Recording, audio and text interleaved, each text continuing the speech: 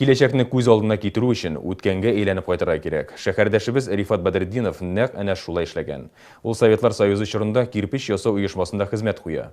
Оешма ябыла, әмма Рифат ага үзе уйлап тапкан технологиясын кайчандыр булса гамәлгә ашыру хыялы белән янып йөри.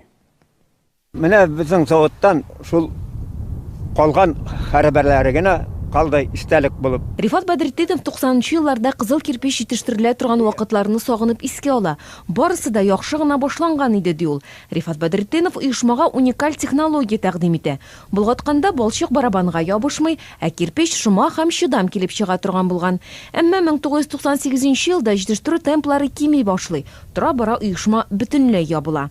Әмма әлеге җитештерүне яңадан торгызып була ди проект авторы. Янда, конечно, яхшы команда булса, финанс ягыннан яклау тапса, мөмкинлек бар. Шундый кирпич любой иске Совет заманындагы кирпич заводын реконструкция ясарга мөмкинлек бар. Бу технология ярдәмендә кирпичнең бәясен 30%-ка кадәр киметеп була. Биредә киптерү камерасы белән каршы агым технологиясе кулланыла. Җитештерү өчен теләсән инде балчык ярый. Элек производствода 7 кеше эшләгән. Энергия күп сарыф ителмәгән, сыйфаты да яхшы. Моны кирпичне төзелештә кулланучылар да раслый. Шул кирпичтән иң беренче мунча чыгардым. Аннан соң баска шушы кирпичне кулландым. Аннан соң гараж сала башладым. Гаражның оска өлешенә шушы кирпичне куйдым. Менә хәзер 20 елдан артык вакыт үтте. Бу кирпичләр гаражныкта да әйбәт хәлендә саклана. Менә бу миштән калган кирпич. Миш эчендә эшләп булды, сүтүдән калган кирпич. Тагын шушындый хәлдә менә бер җирдән итмәгән, атылмаган. Сынатта шулар өлгерде. Энергообеспечение буенча балчык әзерләүдә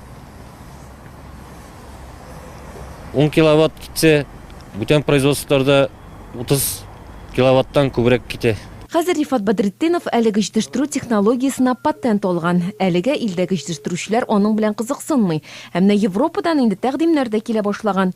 Әмма Рифат Бадретдинов әлеге проектны Россиядә гамәлгә ашыру ягында. Бу технологияны кулланган очракта оешмалар икътисади авыр чорда түбән бәядән төзелеш материалы җитештерә алыр иде.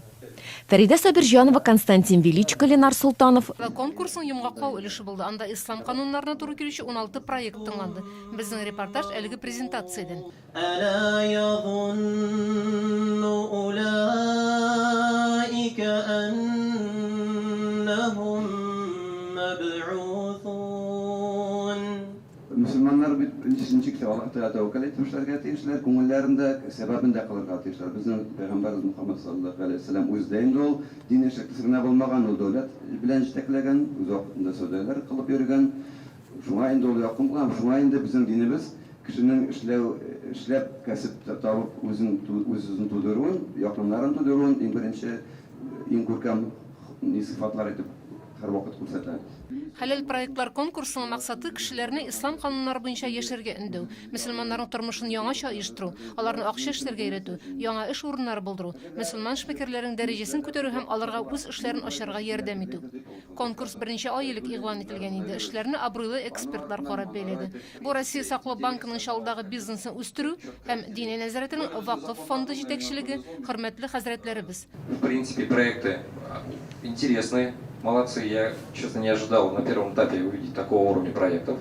Сам я защищал проект, у меня тоже был такой опыт перед Министерством связи в Москве и зарубежными, скажем так, инвесторами. Здесь самое главное, молодым предпринимателям хотел пожелать успехов, не робеть. Если сегодня не получится, не значит, что не получится завтра. 99% всей вашей жизни это будут опыты и эксперименты. Только 1% будет у вас успеха. Хәзер авторлар үз проектларын жюри һәм халык игътибарына тәкъдим итә. Мы разрабатываем некий интернет-магазин, портал, где хотим объединить все кафе халяльные, все халяльные кафе объединить в один интернет-магазин и плюс приложение для телефонов. Юнәлешләр күп төрле: хәләл азык-төлек, электрон газета, журналлар, спорт, сәламәтләндерү, укыту һәм тәрбия, товар җитештерү. Мисал өчен Айгөл Солтанова хәләл балалар ризыгы җитештерергә тели. Яшь әни әйтүенчә, балага 7 айдан ит һәм балык өстәмәләре бирә башларга кирәк. Ә бүген кибетләрдә андый консервлар юк. Создать цех для производства детского питания, обеспечить рабочий процесс необходимым оборудованием, сырьем и рабочей силой. Бартуган Булат һәм Алмаз Навировлар электрон басмачарга шул рәвешле мөселманнарга кирәкле мәгълүмат ирештерергә ниятлиләр. Тагын бер проектлары телефон аша намазга уятучы будильник. Нәзир Әхмәдуллина исә бассейны, 2 спорт залы, фитнес, акт заллары булган спорт сәламәтләндерү комплексы ачарга хыяллана. Нам негде заниматься спортом. У нас нет для этого удобств. Поэтому я выбрала эту тему. Я думаю, всем нам тоже понравится. Педагог-психолог Гүзәл Ахмедованың психофизиологик үзәк ачу теләге зур икән. Бу хезмәткә ихтыяҗ зур ди ул. Ә менә Шәмәкәр Наил Шаймөхәмәтов конкурска инде әзер продукция үрнәген алып ук килгән. Ул хәләл сабын җитештерүгә алынмакчы. У нас же в России нет ни одного производителя, который может предоставить эконом-вариант мыла халяль. Заключил своими силами, заключил договора с заводами, чтобы на моих, по моей рецептуре сделали мыло халяль, то есть хозяйственное туалетное мыло.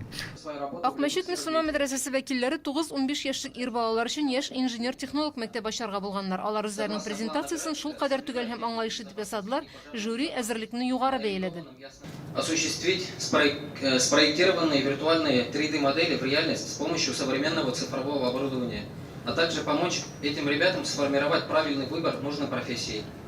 Хәләл стартап проектны катгый таләпләр куелган. Ул шәригать кануннарына җавап бирү белән бергә Россия Федерациясе законнарына туры килергә. Инвестициялар җәлеп итәргә яхшы һәм тормышка ашырлык реаль булырга тиеш. Проект авторлары арасында яшь ир-егетләр күп. Аларның берсе укытучы Илнур Гәрәев. Ул балаларга агачтан әйберләр ясарга өйрәтергә тели. Моның өчен Илнурга уку кабинеты һәм җиһазлар кирәк. Бу проект бик мөһим хәзерге көндә. Балалар күбесе утыралар телефоннарда, компьютерларда, алар кул белән бердә эшләмиләр. Проект эшләре арасында кирпич җитештерү дә бар иде. Автор әйтүенчә, бу ысул төзелеш материалының үз кыйммәтен нык киметәчәк һәм ул халык сатып ала алырлык бәядә булачак. Минем проект ярым киптереп, балчыкны кысып кирпич ясау технологиясы. Бу кирпич ясаганда кызыл балчык кулланыла, экологик яктан чиста продукция кызыл кирпич ясау технологиясы. Марат Гәрәев исә металл чистарту производствосы ачып, анда инвалидларга эш тәкъдим итмәкче. Конкурста шулай футбол мәктәбе, гөмбә үстерү, фотосалон кебек проектларда каралды. Мөселман проектлар беренче тапкыр әле булды. Менә бу безнең хәләл центрда бик яхшы булды. Монда проектлар бик яхшылар, менә шушыларны тормышка ашырсалар, бик әбәт булыр иде. Онда бит инде бер яктан гына алынмый, бөтен яклап алына, продукция ягыннан да, тәрбияләү ягыннан да, киңәйттереп биргән спорт ягыннан да күренә. Хәләл проектлар конкурсы безнең шәһәрдә беренче мәртәбә оештырылды. Бу бик яхшы, кирәкле башлангыч. Үз эшен ачарга теләүчеләр өчен беренче адым, беренче тәҗрибә. Икътисад, финанс мәсьәләләрендә экспертлардан мөһим консультация, киңәш һәм информацион ярдәм. Бик актуальная тема менә детское питание буенча, ул бик кирәк әйбер, на самом деле, потому что ул юк практически. Беренче урынга мен шуны куярым. Аннары бүтән менә бу доставка ошау интересная тема. Һөнәрләр буенча менә балаларны развивать итәргә. Спорт олар барсы да актуальный. Хәрәкәт тә бәрәкәт, движение булса, действительно ул алга таба. Колны төшенмичә кеше бара икән, ынтыла икән, нидер эшли икән, обязательно эше барып чыга. Жюри барлык проектларны җентекләп өйрәнеп һәм презентацияләрен караганнан соң 16 хезмәт арасыннан 6-сын аеруча яхшы дип бәяләде. Нәтиҗәдә иң отышлы хәләл проект Еда повары, хәләл ризыкны интернет аша китертү. Хәләл үзәк авторларны Будинар Зайдуллин һәм Рамазан Саитов 100 000 сум акча белән бүләкләде. Икенче урында 21 гасыр яшь инженер-технологы курсы. Илнур Фәрхетдинов һәм Рамил Музаффаров бүләк 75 000 сум.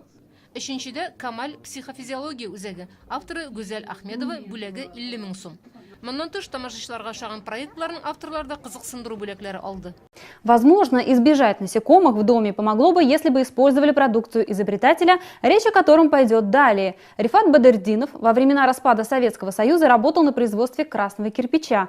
Тогда его пригласил на работу доцент Камского политехнического института Гаяс Малихов. Челнинские кирпичники отошли от стандартного кирпича и придумали свою технологию. Какую именно, расскажет Константин Величко. Административно-бытовой корпус. Вон там, подальше, параллельно две стены стоят. Печь обжига была. Рифат Батырдинов с грустью рассказывает и показывает места, где в середине 90-х было активно развивающееся предприятие красного кирпича. Все было хорошо. Предприятие даже придумало свою уникальную технологию производства, которую предложил наш герой. Глина не налипала на барабан при замесе, а сам кирпич получался абсолютно гладким и долговечным. Однако в 98 году не стало руководителей предприятия, и производство постепенно сошло на нет. Жалко, конечно. Вот если запустить вот эту технологию, себестоимость кирпича можно и снижать где-то на 30%. Это еще не все выгоды, которые можно извлечь с применением технологии сушильной камеры со встречным потоком, которую использовали челнинцы. Годится практически любая глина. Работало на производстве всего 7 человек. Выгода была и в энергосбережении. В среднем челнинское предприятие тратило всего около 10 киловатт электроэнергии в час, а их конкуренты в разы больше. Никаких микротрещин на самом кирпиче, а надежность продукции могут подтвердить те, кто когда-то ей воспользовался. Эти кирпичи использовали для погреба, для бани, для банной пищи. Вот прошло 25 лет, он все сохранился, нормально, по температуре работал.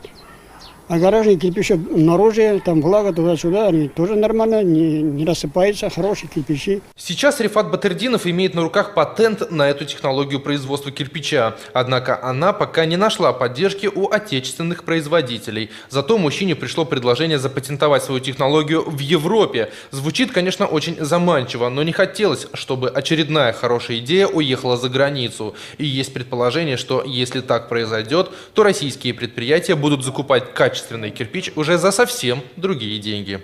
Константин Величко, Ленар Султанов. Новости.